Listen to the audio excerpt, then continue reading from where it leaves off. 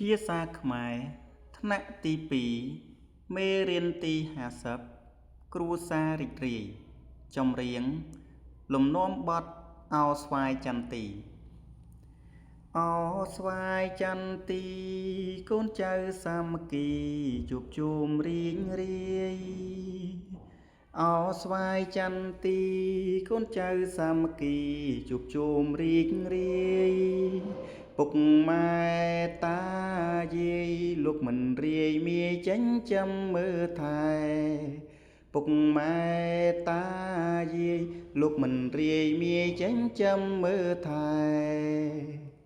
ពុកម៉ែធ្វើការកូនទៅសាលាសិក្សាពូកែ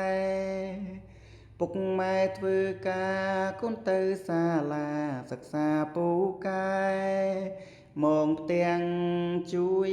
ថែមិនអោយពុកម៉ែពីបាងទូមានមកផ្ទាំងជួយថែមិនអោយពុកម៉ែពីបាងទូមាន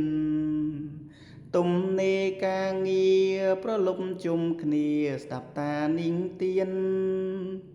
ទំនេរការងារប្រលប់ជុំគ្នាស្ដាប់តានាងទៀនយាយប្រដៅព្រានចៅខំរៀនគ្រួសាររីករាយយាយប្រដៅព្រានចៅខំរៀនគ្រួសាររីករាយ